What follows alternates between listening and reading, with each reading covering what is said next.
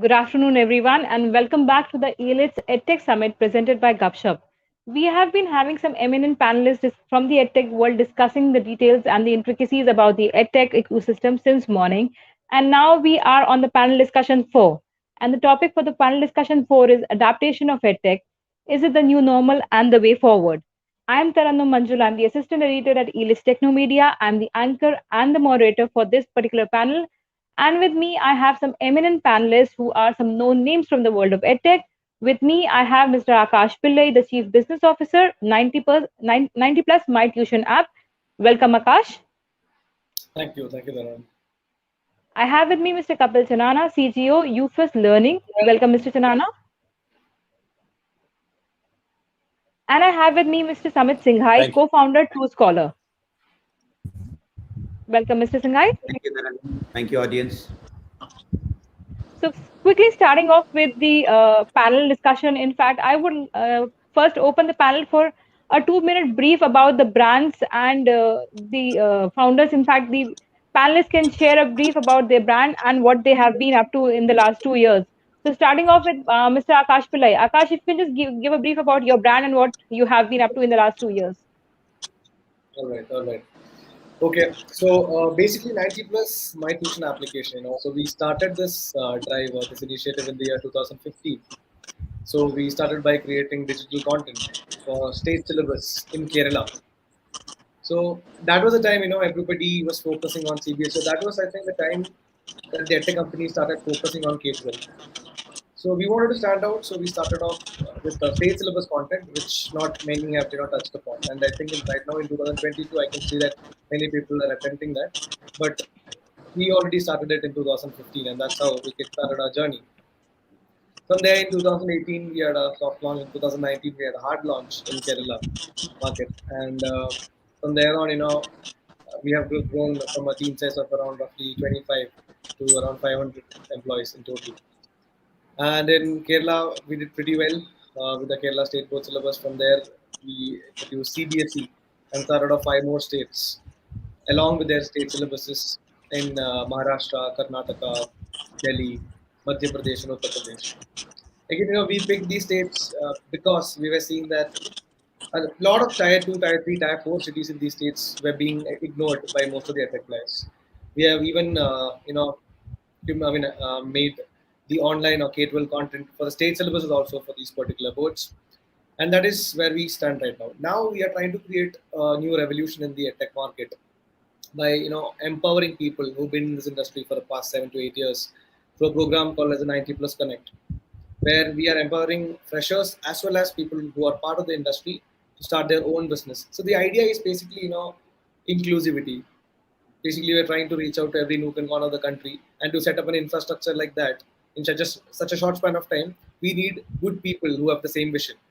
So right now, our focus is on empowering them and making sure that we touch the whole of India, and that's where we stand at 90 plus. That's nice, Akash, and that's a good brief that you've given. And I would now ask Mr. Kapil Chanana to give a brief about his brand as well. Thank you very much. Thank you once again to the team for having us over.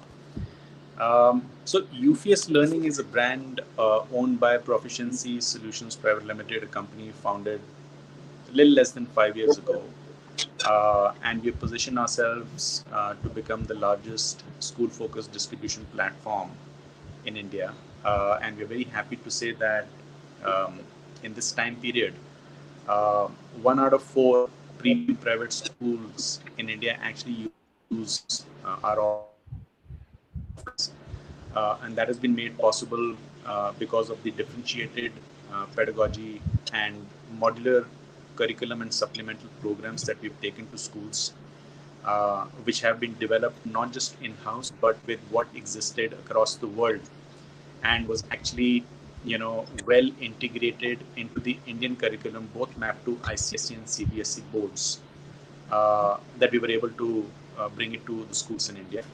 And the fact that we made the curriculum and supplemental content modular in nature, it allowed the school principals and the heads of departments of various subjects to choose the offering that we had on offer as per their needs, as per their requirements both in the metro, tier 1 as well as tier 2 cities. Uh, over the years, we're also fortunate enough to display our stories to various investors, and today we have 4 institutional investors on board. The first one came on board in 2018, which is Six Sense Ventures. The second one came in 2020, which was huge. Kutum, part of the Xander Group Global. And the third and fourth institutional investors came on board last year, in the month of Feb and September, respectively, which is Al Rayan Group, which is part of United Education Company based in Kuwait. And the last one that came on board was Lightrock India.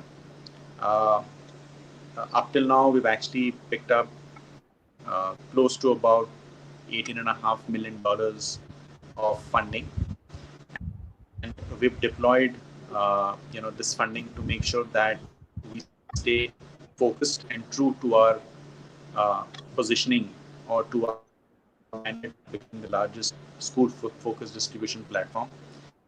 And in this less than 5 years approach, we've actually reached out to 26,000 schools in the pre-primary to grade 8 as of today, but we continue to work and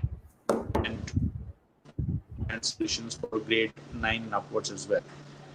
Last year, we acquired a company.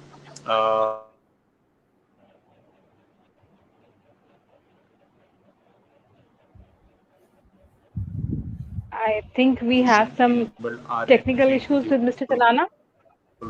Private space. And in Feb this year, we acquired a SaaS-based homegrown school management software company in India called School Mitra. And through them, we are now enabling a platform to digitalize schools. And this digitalization will help the schools, in fact, all the stakeholders of schools, which primarily are the principals, the teachers, the student, as well as the parent, to actually benefit from it on a single sign-on. So schools administration and principal can do data analysis while keeping a vigilance on fees collection, transportation, library management, attendance management, staffing, and so on and so forth. Primarily the enterprise resource planning. The teachers can, through the same single sign-on, actually hold virtual classes, give out assessments, give out homework to students, interact with parents, give out messages, and the students in the same platform attend live classes, receive homework assessments, and collaborate with teachers to work better.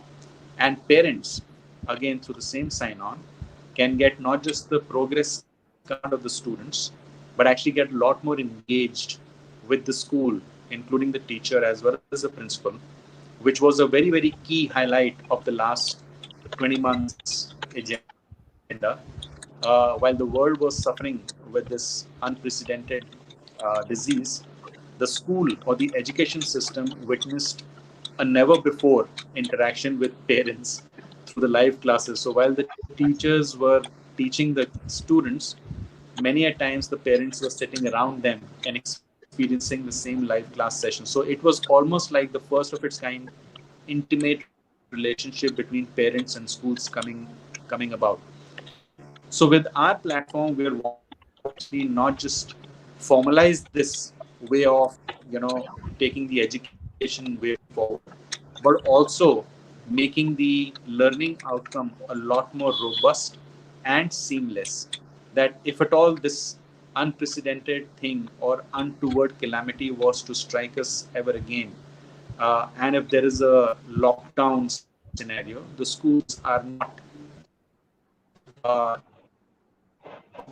facing the issue of not communicating with the students, the parents, or the teachers, not having a control on the student community or the parents or the teachers community, not able to take forward the learning continuum, but have a seamless integration all throughout. So with that, I'll pause and maybe we'll take up questions as we go along. Yeah. Thank you, Mr. Chanana. And over to Mr. Samit Singhai now. If Samit, if you can just give me a 2 minute brief about your brand, True Scholar. Great. Thank you, Tarannum. And thank you, Elets Media, for having us today on this exclusive session. I am Samit Singh, co-founder of True Scholar. And I would say we are relatively small in terms of what we just heard about from Mr. Akash and Kapil, and they have been there since last 6-7 years.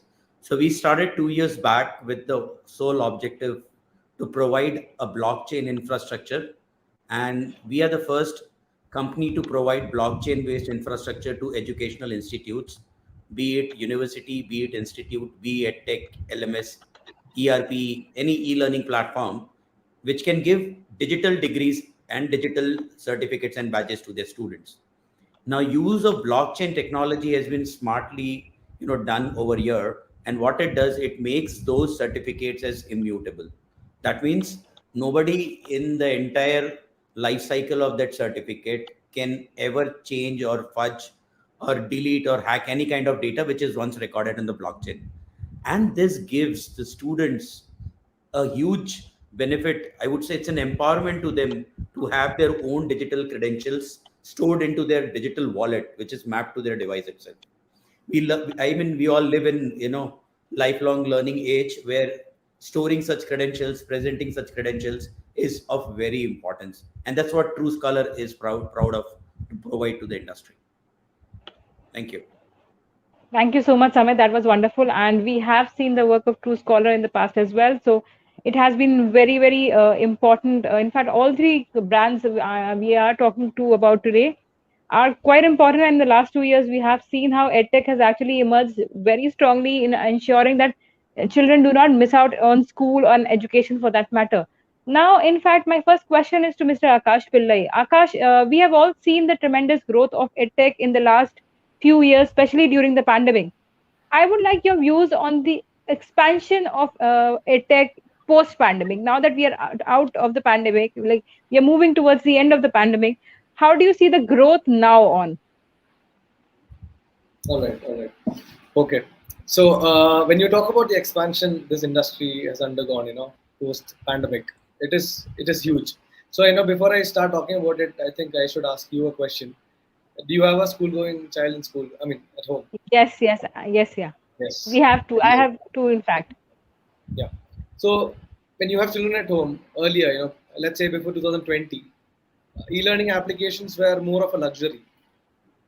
People saw it as a luxury because they were spending 7 to 8 hours in school. Then they were coming back and going for tuition classes because they have to.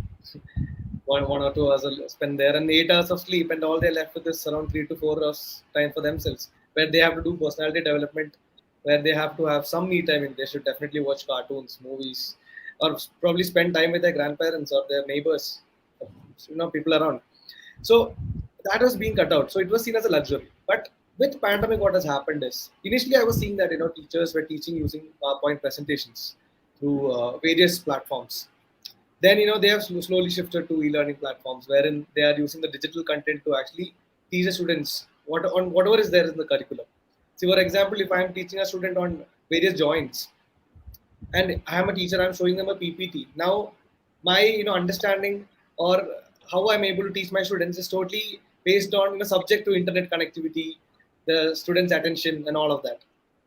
Okay. So you never know if the student has understood. There's 10% in the video lectures who understands, and the classes progress. Now what has happened is after pandemic, I'm able to show the digital content which is completely mapped to the textbook, which shows me in 3D, which shows me with examples, whatever I am learning. In turns, it is leading to better understanding. In turns, it is generating better interest in students. Now a student, whatever he has learned through an online class, he can go back home, and for self-learning also they are using e-learning methodologies or applications. So study time has been cut down from say 3 to 4 hours a day, or say 5 hours a day, to roughly around 1 hour or 2 hours. That's it. So that is a major change. So now students have more time, and I'm seeing that a lot of parents are not liking it because you have to invest more time on the children because the study time is less. So it has its pros and cons. Jokes apart. Yeah. So that is the expansion. So it starts from there. The fact that it has become a need now. Schools have understood this. I'm seeing that tuition teachers have understood this. They are also moving into a different model. They are using various applications where you can create a teacher-student environment, where you can conduct assessments, you can take test papers, you can keep the attendance, you can have full control over the classroom, and your textbook is completely in front of you in digital content. So that is the biggest expansion. Now let's look at how the government has contributed. Look at the budget this time. Lovely.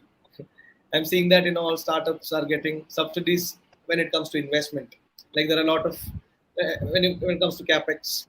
Okay, and when you look at BharatNet, and it's going to happen probably 3 or 4 or 5 years, but it is a matter of accessibility, inclusivity. Are you including the rural parts of the country as well? So the government is also focusing on that. So basically, they are telling the edtech companies that here, see, I am going to actually lay the road for you. Please drive education in technology throughout the country. So that has been the expansion, and also it is forecasted that from around 2.8 billion, we are going to 10.4 billion in 2025. That is around 3.8 times growth in the edtech industry. Exactly. And in Exactly. 2021, we've seen 4.8 billion is the valuation of this industry at this point. So the expansion has been huge. It is very exciting, and for startups like us, we're very happy, and we're very happy with the expansion and the acceptability we've received. That's great, Akash. In fact, yes, if we look at the way the government has been supporting EdTech this time, in the union budget for FY 22-23, there has been a big boost to the EdTech sector as such. And now my question is to Mr. Kapil Chanana. Mr. Chanana, we all understand that EdTech has now emerged as one of the strongest pillars of education. And there's a very strong need, as we are talking about there is a very strong need for it to grow ahead. So, what, according to you, Mr. Chanana, are the challenges in adapting EdTech in different and diverse populations?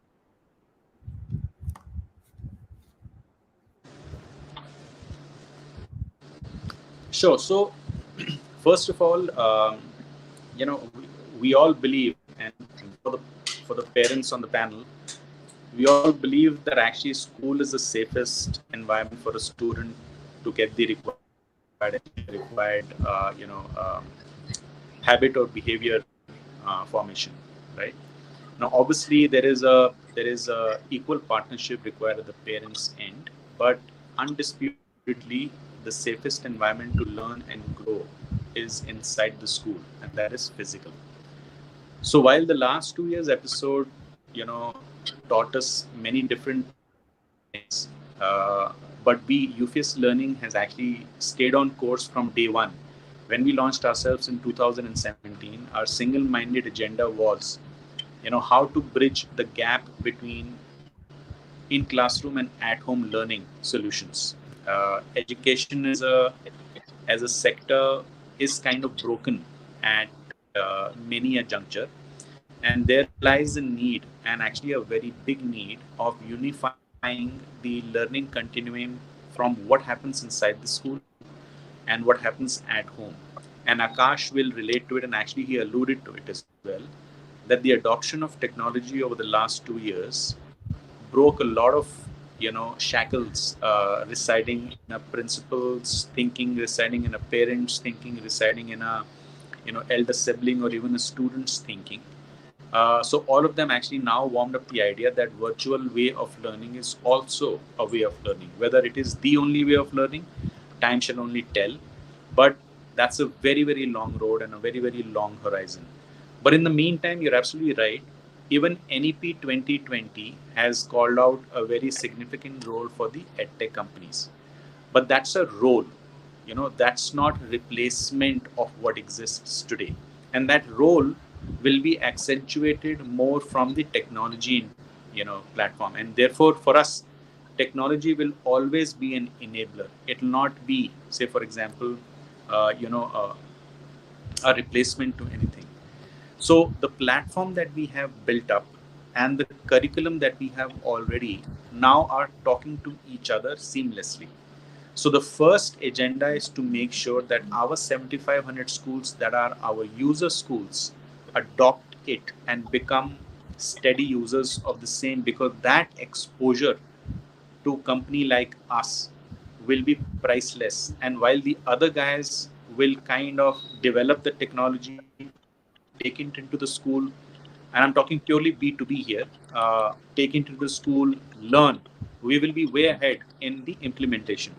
So while our reach out today is about 20,000 schools, only 7,500 schools use our services. So from the expansion and the adoption, purely from the technology point of view, is currently focused on these 7,500 schools, while we continue to increase our reach. The technology deployment is on manifold, like Akash said, and I, mentioned about it in my opening statement. That single sign-on is becoming a reality for the school.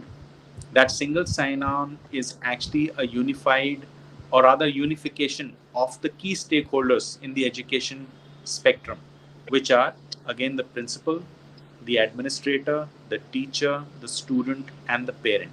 Of course, there are many other allied bodies, but as long as there is a unified platform, the quality of the content, tra- the transparency of educator and learner experience, and therefore the learning outcome will all be improved. Then, specifically on the learning outcome, the technology will be deployed that if Kapil is a student inside a class and this class has another 30 students along with Kapil, every student is unique. Therefore, every learning path needs to be unique, which today is not kind of addressed.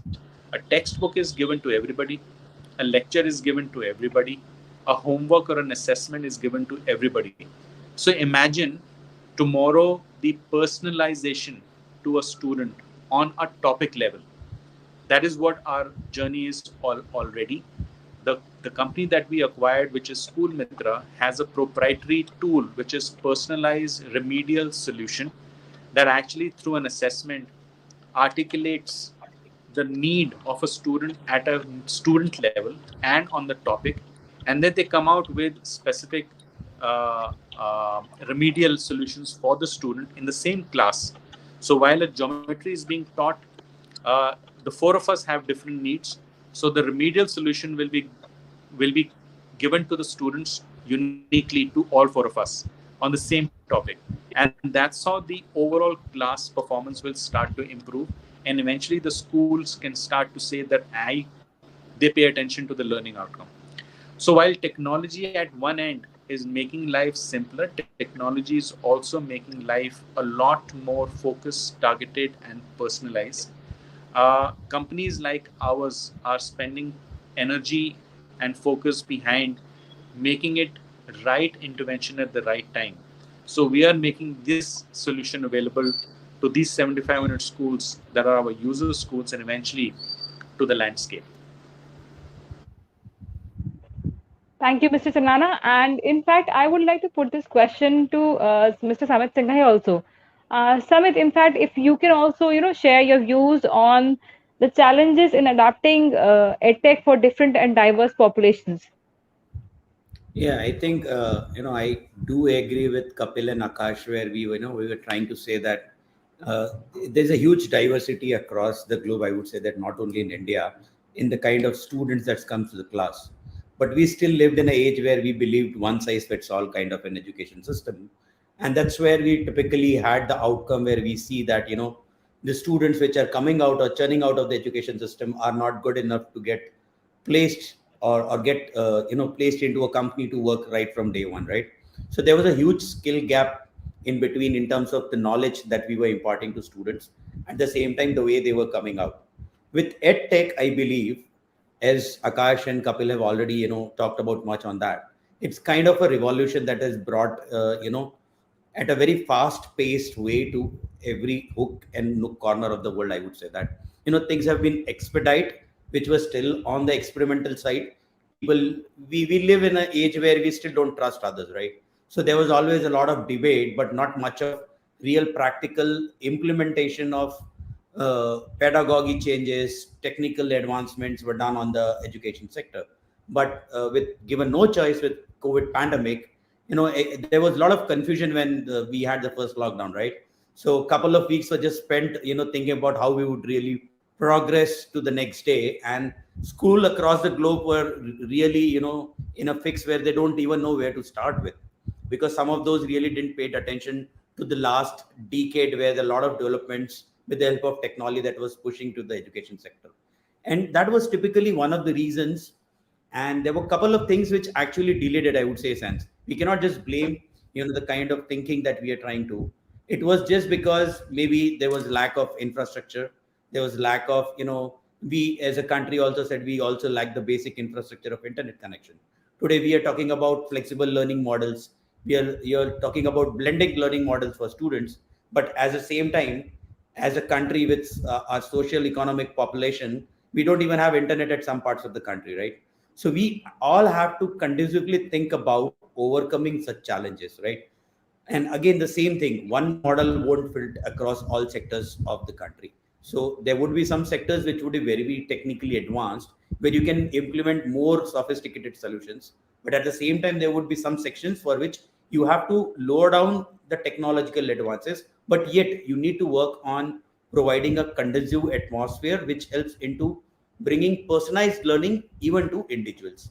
And as Kapil was talking about, unless and until we gauge each and every student with their different needs and we respond with the way that we present them the content using technologies so that it becomes meaningful for them, and it's not just only information based education system but knowledge based education system.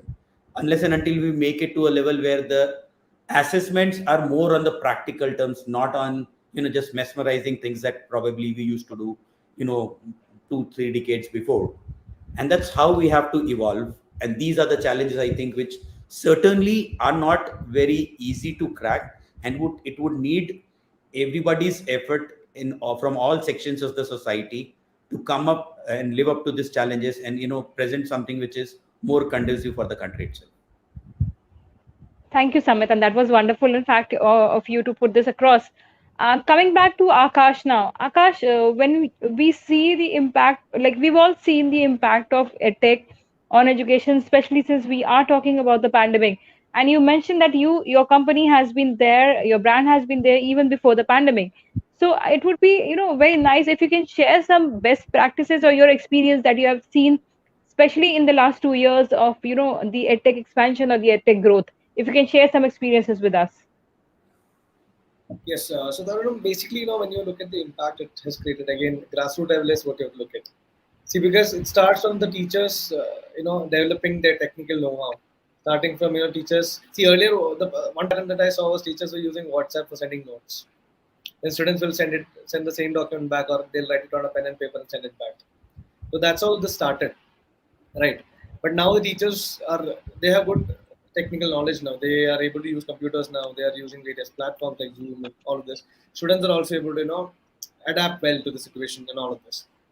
Now, another impact it has created is, see, the second major issue we faced was, the internet connectivity. For example, I come from a Tier 3 city.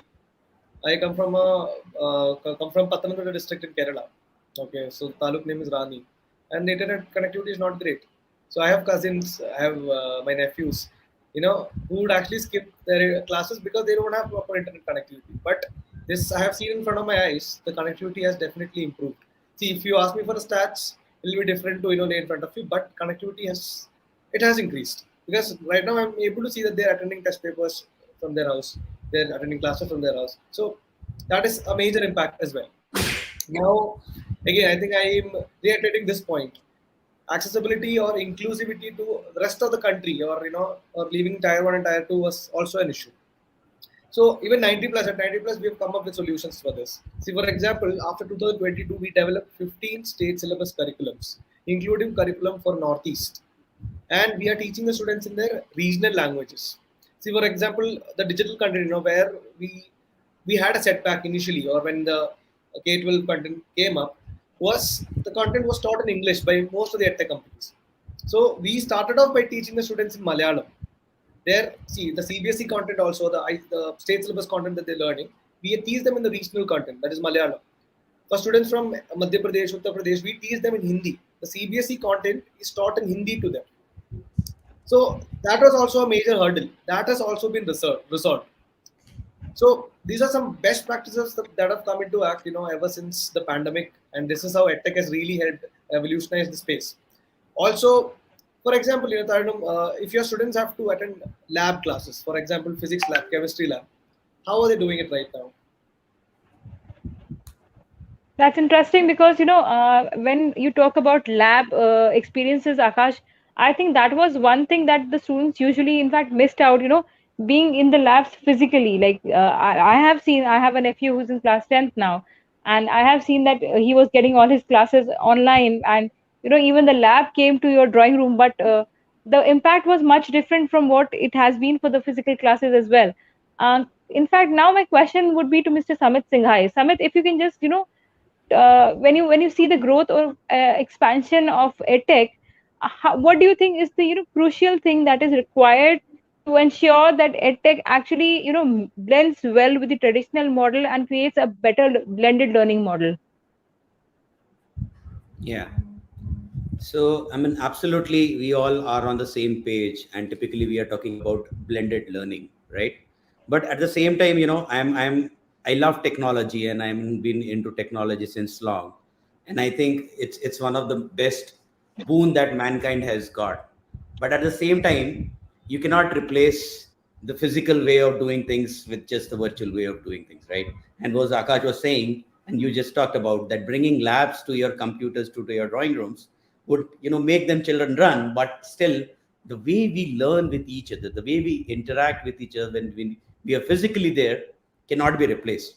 So my take on improving things certainly is blended learning, but it should not be the replacement of the existing way of doing it. It should be a compatible way where we have to actually say that the technology and the delivery of content is complementing the way we teach our students, and it's not substituting the way that we used to. So we cannot go from bits and bytes from 0 to 1 just like that. It has to be really a graph where we do some kind of things. Typically when we talk about framing of content and the delivery of the content could be taken with the use of more technologies. You can use AI, VR, ML. You can even talk about blockchain technology, which we are into, which actually helps you to take it to almost 1 decade ahead of what we are today right now. So that has to be there. But when we talk about how we do assessments, how do we do assessments on one-on-one basis, has to be blended it with the digital infrastructure that we are trying to put in, and that only would complete the task. What Kapil was saying is having a collaborative effort, having a more personalized way of learning experience to every student. So you need to find out the pitfalls, you need to find out the places where you would need a necessary human intervention based on the assessments records that your computer or your technology is developing for you, and then coming back, taking that sessions so that we complete basically the physical part of providing education to the students, and that's how a blended experience would definitely serve as an ideal model for us. Now there are two things when we talk about a change into a sea change into how we do things or we want to change. One is policy, which is the conducive environment. And as Akash said, yes, national education policy is definitely one of the biggest game changer that India might have done in centuries. I would say that it talks about flexibility, it talks about inclusiveness, it talks about using technology smartly so that we deliver the right education in the right way and assess those so that we don't miss out any single opportunity. It provides a lot of flexible environment to students to even choose their subjects.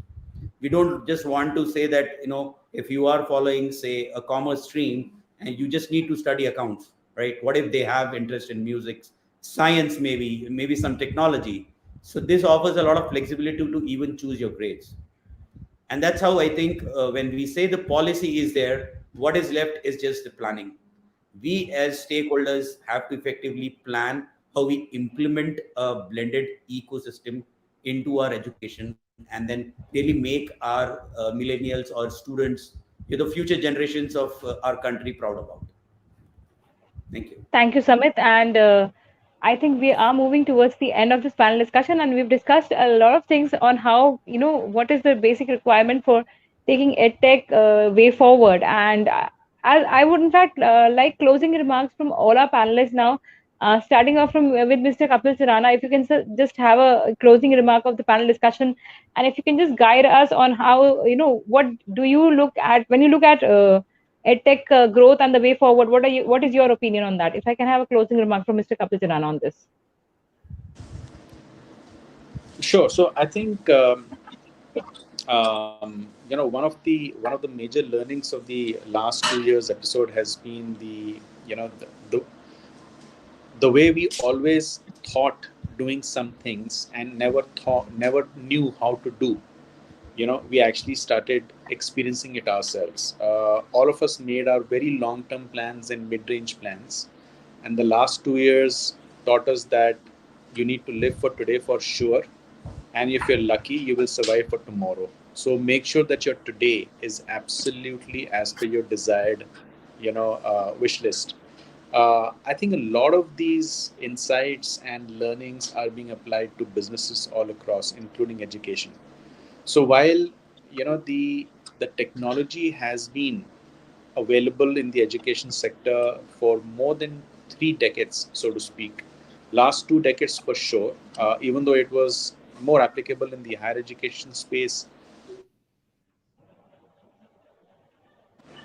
compared to the K-12 space, but uh, the recent experience actually democratized it and made it available to the farthest corner in the country. Yes, the internet is available, but the devices aren't affordable still for every household to benefit from it, and eventually for the government and the education companies, both technology and traditional put together, to actually ride on it. But I think the journey is very well begun, if I may say so. We've all tasted, uh, the right metrics of it, and we are evolving still. But the good thing again is keeping the key consumer and the key customer in sight. The way forward is even more well articulated and defined for all of us.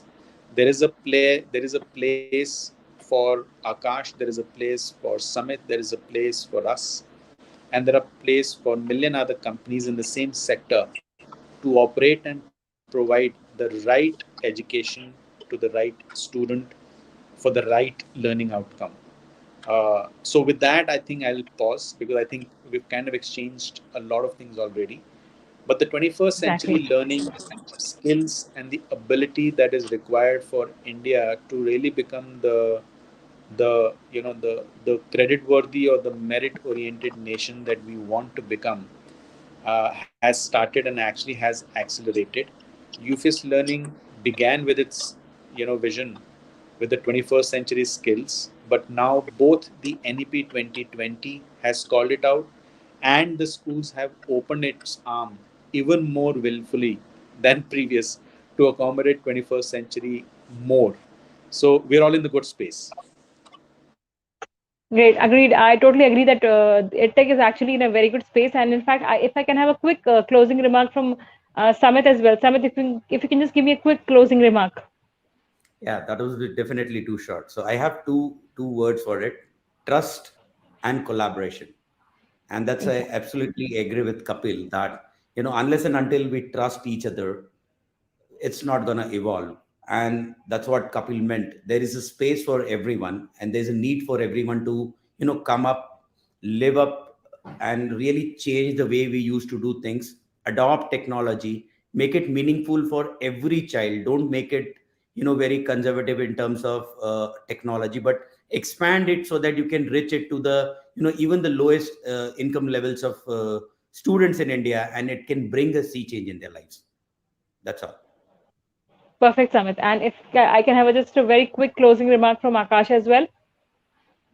Yeah. So, Taranam, first of all, this was a very interesting conversation with Samit and Kapil, because we cater to different customers as well, different clients. So it was very knowledgeable for me as well. And talking about EdTech, like I started off, we are placed beautifully here. The road ahead looks very bright for me and all of us for that matter, because we are catering to K-12, we are doing upskilling, we are having multilingual courses, we are going to higher education. So we are catering to everything. So good space and looking forward. Thank you, and thank you for this wonderful opportunity to speak our hearts out. Pleasure. Thank you so much, Akash. And in fact, it has actually been a very wonderful and a very diverse kind of a discussion because we saw three different panelists coming from three different fields of edtech altogether. And now, in fact, I would ask my backend team to present to you with the token of appreciation certificates. This is for Mr. Akash Pillai. Akash, thank you so much for being a part of this event today. And it was wonderful having you and hearing your views out.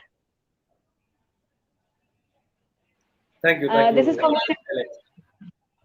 This is for Mr. Kapil Sinana. Thank you, Mr. Sinana, for being a part of this event and sparing some, valuable time with us so that we can hear your views on the different topics. In fact, Thanks to you, Tarannum. You did a very good job conducting this show. Thank you very much. thank you so much, Mr. Sinana. And one for Mr. Samit Singhai. Samit, thank you so much for being a part of this panel discussion. It was wonderful listening to you. In fact, we got to know so many different viewpoints today from all our panelists. And we now understand what's the road ahead for the EdTech ecosystem now. Thank you so much for giving us your valuable time. Thank you so much for Be being here. with us today. Yeah, thank you so much. And hope you all have a great day. Thank you.